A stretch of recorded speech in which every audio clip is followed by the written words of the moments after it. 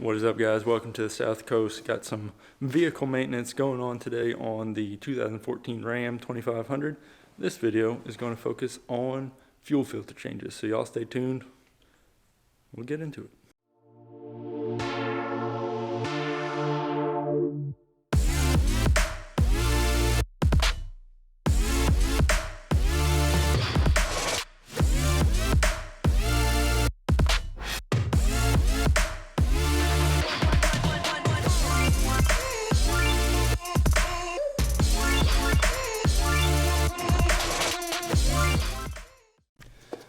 Alright guys, before we get started, I want to do a quick rundown of the tools I use for the water separator filter change and the engine bay fuel filter change on the Ram 2500.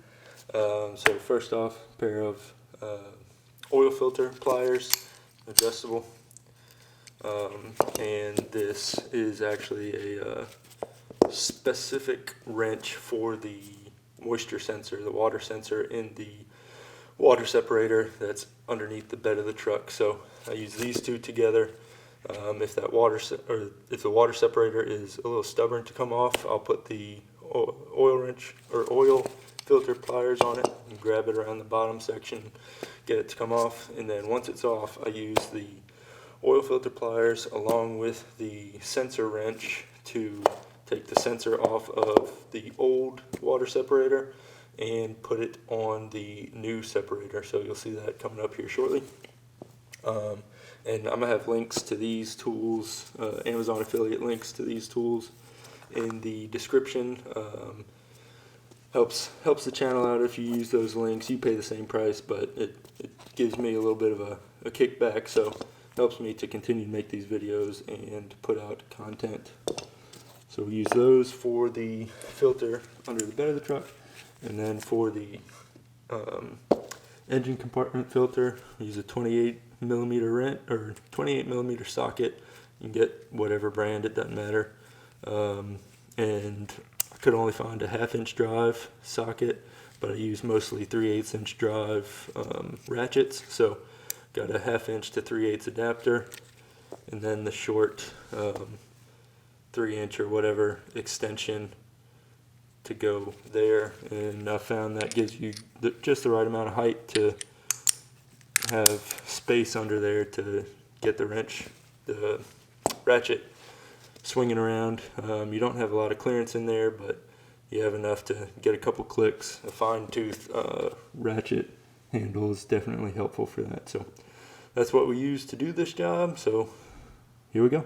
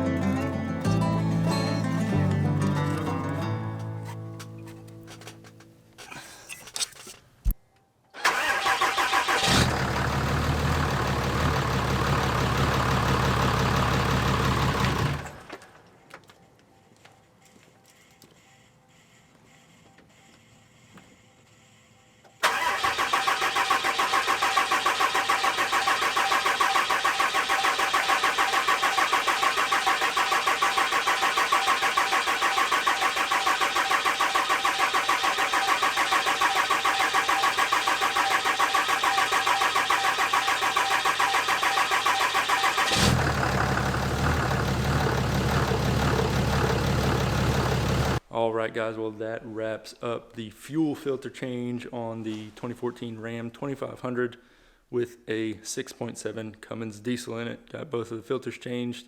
You saw there on the initial startup, it started up and then shut down, and then had to hit the button again, and it cycled over a good many times before it got that fuel system primed back up. That's just the way these push to start Rams do it.